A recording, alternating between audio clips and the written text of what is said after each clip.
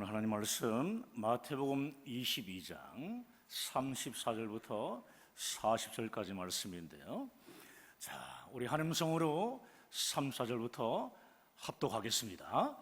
예수께서 사두개인들로 대답할 수 없게 하셨다 함을 바리새인들이 듣고 모였는데 그 중에 한 율법사가 예수를 시험하여 묻되 선생님, 율법 중에서 어느 계명이 크니까? 예수께서 이르시되 내 마음을 다하고 목숨을 다하고 뜻을 다하여 주 너의 하나님을 사랑하라 하셨으니 이것이 크고 첫째 되는 계명이요 둘째도 그와 같으니 내 이웃을 내 자신같이 사랑하라 하셨으니 이 두 계명이 온 율법과 선지자의 강령이니라. 아멘.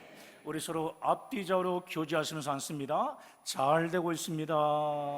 하나님이 하시면 다 됩니다. 추석이 있는 주간이라 오랜만에 가족들과 만나게 될 것입니다. 가족 간에 갈등이 없으면 아무 문제가 없는데 혹시라도 갈등 가운데 있으면 추석 명절이 그야말로 지옥일 것입니다. 가깝지 않은 사람과 갈등이 있을 때는 원래 가깝지 않는 사람이었기 때문에 큰 아픔 없이 지나갑니다. 그런데 사랑하는 사람과 갈등이 있을 때는 아픔이 굉장히 큽니다. 여기서 사랑하는 사람은 가족이나 친척이 될 수도 있고 동역자가 될 수도 있고 깊은 마음을 나눈 친구도 될 수 있습니다. 여러분, 사랑하는 사람과 갈등이 생겨 마음이 아플 때 어떻게 해야 합니까, 우리가? 예수님은 어떻게 말씀하셨는지 오늘 본문 말씀을 통해 온전히 알게 되기를 주님의 이름으로 축복합니다. 본문을 보게 되면 한 율법사가 예수님께 와서 이렇게 묻습니다. 선생님, 율법 중에서 어느 계명이 큽니까? 예수님 말씀하세요. 내 마음을 다하고 뜻을 다하고 목숨을 다하여 주 너의 하나님을 사랑하라 하셨으니 이것이 크고 첫째 되는 계명이요 둘째도 그와 같대요. 내 이웃을 내 자신같이 내 자신을 사랑하는 것 같이 사랑하라 하셨으니 이 두 계명은 온 율법과 선지자의 강령이니라 이렇게 말씀하셨어요. 여러분, 사랑하는 사람과 갈등이 있을 때 본문을 통해 예수님이 가르쳐 주시는 행동 지침이 있는데 오늘 두 가지로 요약할 수 있습니다. 자, 첫 번째는요, 갈등에 집중하지 말고 하나님께 집중하라입니다. 화면을 보면 한번 외쳐볼까요? 시작. 갈등에 집중하지 말고 하나님께 집중하라. 그렇습니다. 갈등이 생겼을 때 여러분, 우리가 자신의 모습이 어떤 상황인지 확인해 보시면 돼요. 두 가지인데 첫 번째는 뭐냐 하면은 그럼에도 불구하고 하나님께 나아가고 있는가. 두 번째는 이 갈등 속에서 하나님으로부터 점점 멀어지고 있는 거 아닌가. 여러분, 믿음의 사람은 무슨 일을 만나든지 하나님께 가까이 나아가는 것으로 힘을 얻습니다. 자, 우리 출애굽기 20장을 볼까요? 자, 3절 말씀인데요, 함께 했습니다. 너는 나 외에는 다른 신들을 내게 두지 말라. 이게 무슨 말씀이에요? 하나님께 우선순위를 두라는 말씀이에요. 삶의 첫 번째 순위가 하나님이 되어야 한다는 말씀입니다. 그러므로 제1계명을 오늘 설교의 내용과 연결을 해보면은 갈등 중에도 오직 주님을 바라보는 겁니다. 갈등 중에도 갈등이 매몰되지 말고 갈등 중에도 누구를 바라봐요? 하나님을 바라보며 하나님께 나오는 자에게는요 무엇이 있냐면 하나님의 위로와 영광이 임합니다. 모세라는 사람이 있습니다.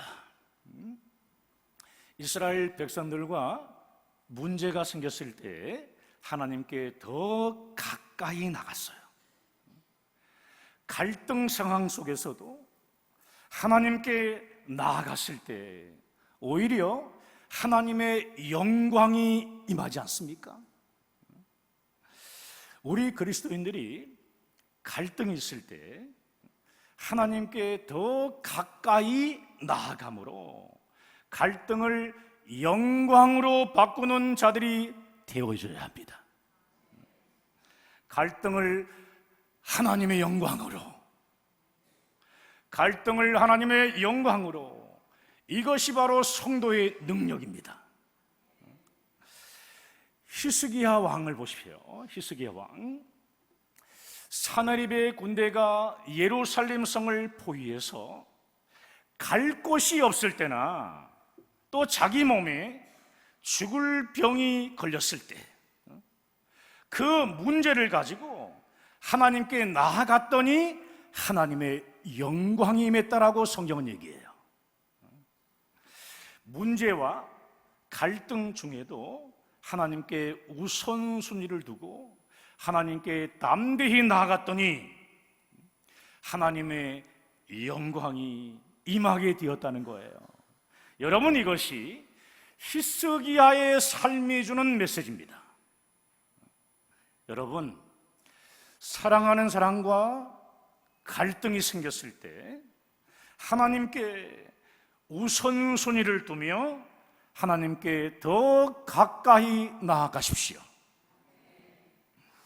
왜 가장 최고의 우선순위를 하나님께 두며 하나님께 더 가까이 나아가야 하는 것입니까? 제일 큰 이유는 우리 하나님은 예배 받으시기 합당하신 분이기 때문입니다.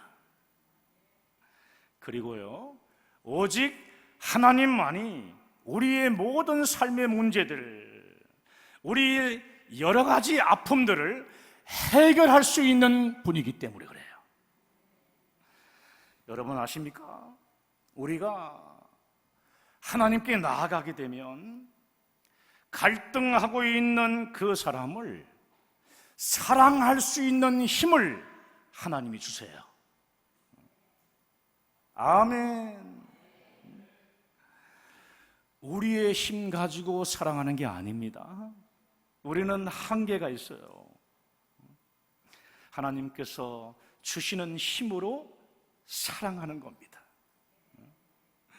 그러므로 잊지 말고 기억하셔야 돼요.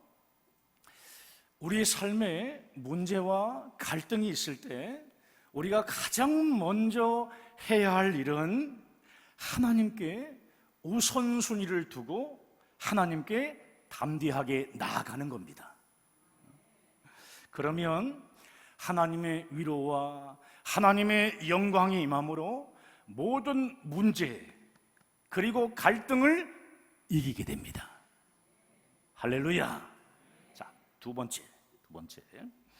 갈등이 있을 때 행동 지침 두 번째는 뭐냐 하면은 갈등 중에 있는 상대방을 존중하라는 겁니다. 한번 외쳐보겠습니다. 갈등 중에 있는 상대방을 존중하라. 그렇습니다.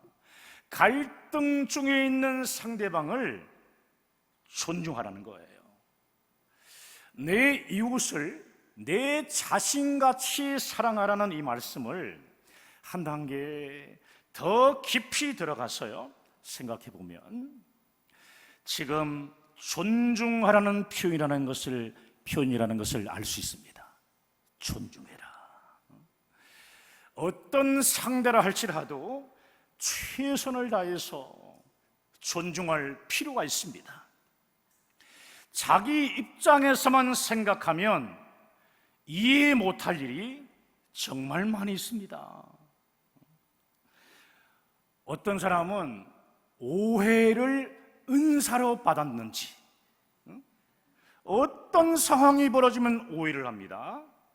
그래서 모든 일을 이해하지 못하고 오해하는 사람들이 있어요. 여러분, 어떤 사람은 상처가 특기인 사람이 있어요. 상처. 굉장히 예민한 사람들이 있어요. 도대체가 말이 통하지 않는 고집불통인 사람이 있습니다. 사랑하는 여러분, 그런데 말이에요, 갈등 중에 있을지라도 잊지 말아야 할 것이 있어요. 오해가 있고 또 상처가 있고요, 말이 정말 통하지 않는 부분이 있더라도 현재 여러분과 갈등하고 있는 상대는 어떤 사람이죠? 얼마 전까지 여러분이 사랑하고 있는 사람이었어요. 여러분의 가족이며 동역자라는 사실이에요. 동역자. 비록 나에게 상처를 줬지만 여전히 존중하는 모습이 있어야 한다는 말씀입니다. 갈등 속에서 하나님 안에서 소중히 여길 줄 알아야 한다는 겁니다. 그렇다면 우리 구체적으로요, 존중한다는 뜻이 어떤 뜻인지 살펴보겠습니다. 자, 첫 번째는 경청한다는 거예요. 따라합시다. 경청한다. 그렇습니다. 경청한다는 것은요, 단순히 듣는 것이 아니에요. 지금 말하고 있는 사람의 가슴을 읽는 것이고요, 또 공감하는 거예요. 아, 그렇구나 하면서 공감하는 거예요. 공감은 상대가 슬퍼할 때 같이 슬퍼하고요, 상대가 울 때 나도 우는 것이고, 상대가 기뻐할 때 나도 함께 기뻐하는 거예요. 그러므로 경청은 공감하는 태도입니다. 공감하는 태도. 특별히 우리 교회가 어떤 교회예요? 선교하는 교회잖아요. 선교하는 교회의 성도들은 특별히 경청하는 훈련이 잘 되어 있어야 합니다. 자, 야고보서 1장 19절 말씀을 읽습니다. 내 사랑하는 형제들아, 너희가 알지니 사람마다 듣기는 속히 하고 말하기는 더디하며 성내기도 더디하라.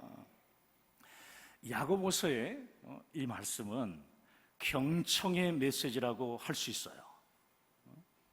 사람마다 듣기는 속히 하라는 것은 바로 경청하라는 말씀이에요. 경청하라. 아멘. 오늘 분위기가 조금 그런데 아멘.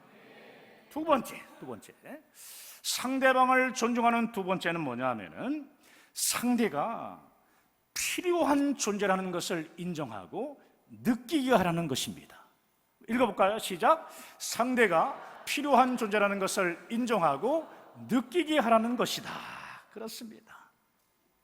상대방의 존재의 가치를 인정하라는 것입니다.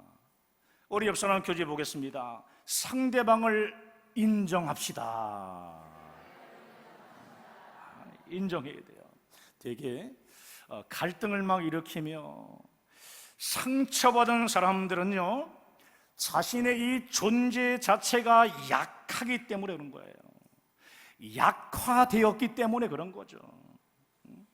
자기 자신이 정말 나는 귀한 존재다, 나는 정말 귀한 존재라는 것을 하나님 안에서 아는 사람은 크게 상처받지 않습니다.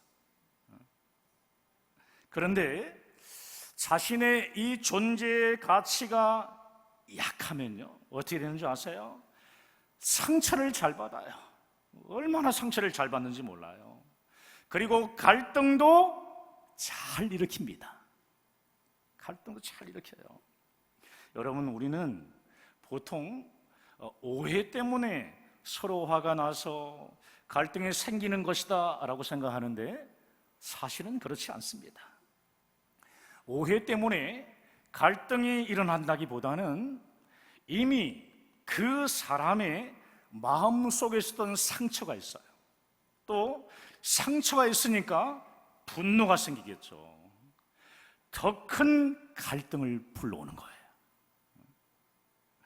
여러분, 마음속에 이미 굳어 있었던 상처, 굳어져 버린 이 분노가 나도 모르게 어느 순간에 갑자기 표출되어 상대방을 괴롭히게 되는 거죠.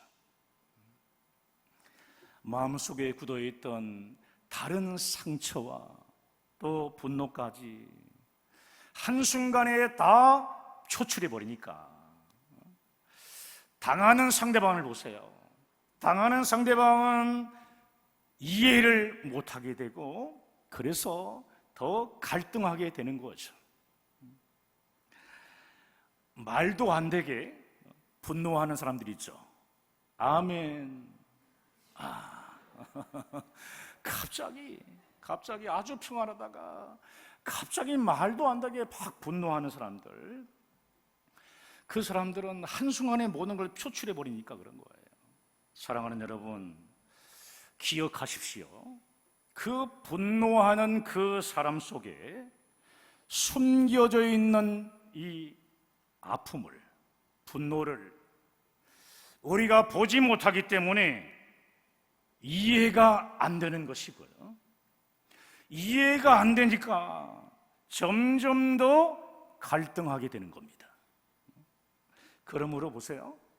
지나치게 분노하며 또 갈등을 일으키는 사람은 상처로 인해 마음이 병들어 있는 상태라고 여러분이 생각해 줘야 되고, 그 사람을 주님의 마음 가지고 긍휼히 여겨줘야 합니다. 이쪽 하면 긍휼히 여겨줘야 돼요. 긍휼히.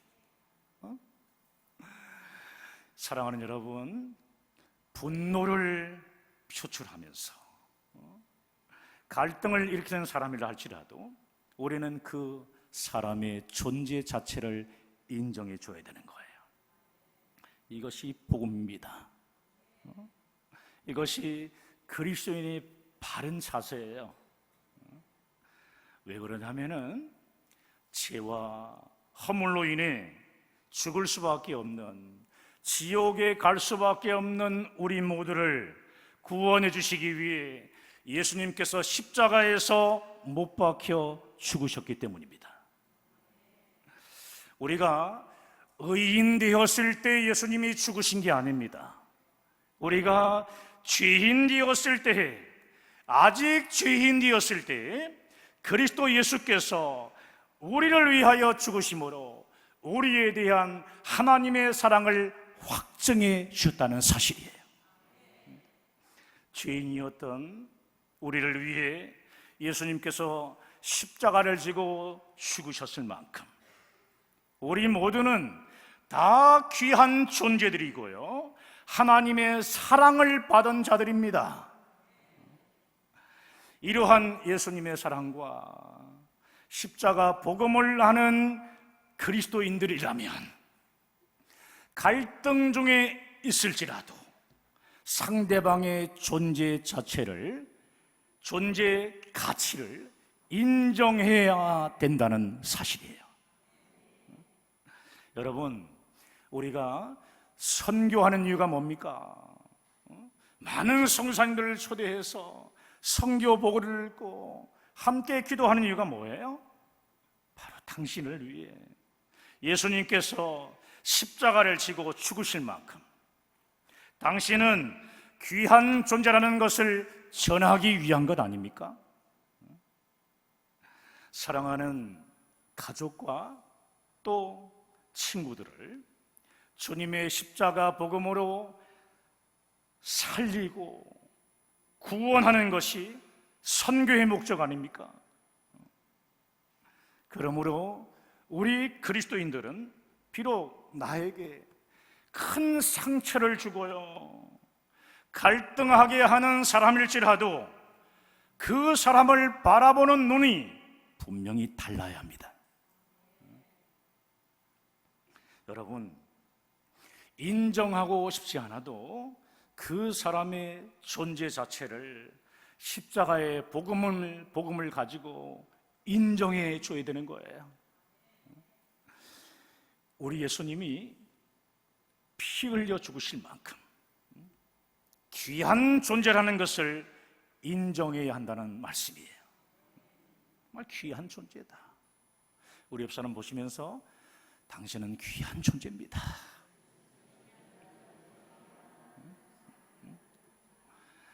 여러분, 막 분노를 표출하며 갈등을 일으키는 그 사람이 있어요. 그 사람 속에 숨겨져 있는 분노가 있었구나. 아직 해결되지 않는 분노가 있구나. 숨겨져 있었던 아픔이 있었구나 하면서요, 치유할 수 있도록, 치유함 받을 수 있도록 우리는 기도해야 합니다. 주님 손에 모든 것을 다 올려놓고 기도하면서 성령의 도우심을 간구히 한다는 사실이에요. 할렐루야. 자, 세 번째, 상대방을 존중하는 세 번째는 뭐냐면은 비교하지 말아야 한다는 겁니다. 한번 따라해 볼까요? 비교하지 말자. 이건 굉장히 강조해도 한 100번 이상 강조해도 아깝지 않은 말씀인데 우리 서로 교제해 볼까요? 비교하지 맙시다. 그래요, 비교하지 마세요. 여러분, 비교당할 때 사람은 큰 상처를 받아요.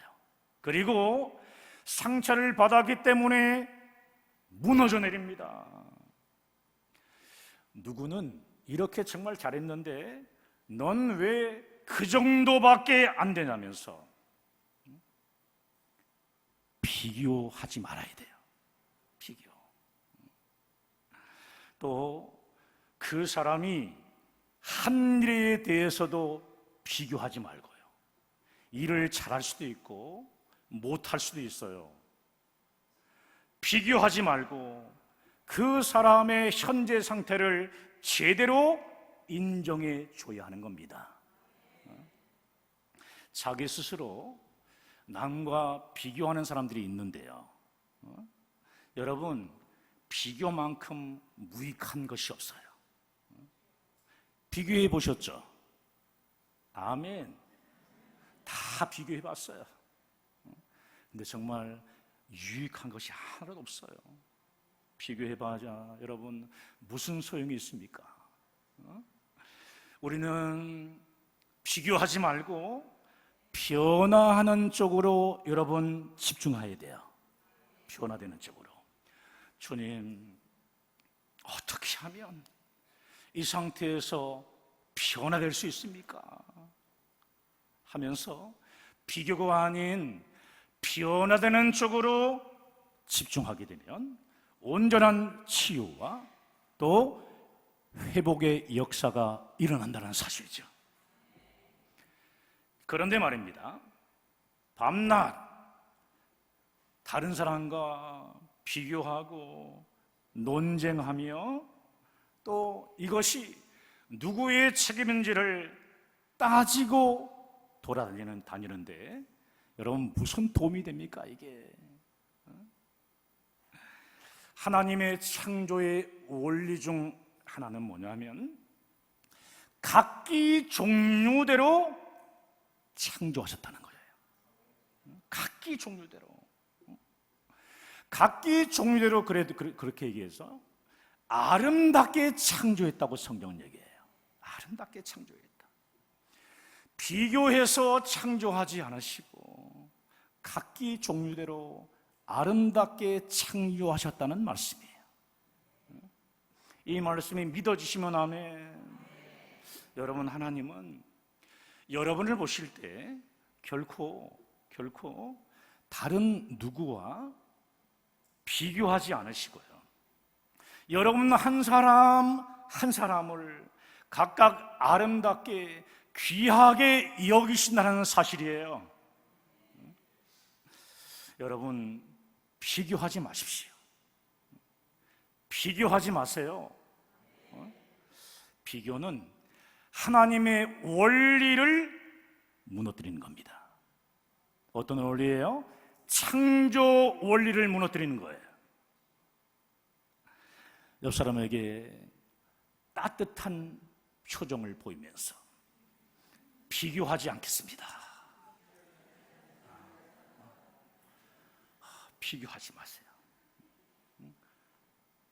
아멘입니까? 십자가 복음 안에서 참된 존중의 모습을 가지고 상대방의 성장, 상대방의 변화를 위해 하나님께 가까이 나아가게 되는 여러분 되시기를 간절히 축복합니다. 이번 추석 주간 동안에 갈등이 영광으로 바뀌는 치유와 회복이 일어나게 되기를 주님의 이름으로 축원합니다. 그래서 그러므로 인해 가지고 영혼 구원의 열매가 여러분의 삶에 맺게 되기를 주님의 이름으로 축원합니다. 축원합니다. 오늘 말씀 붙잡고 우리 함께 기도합시다.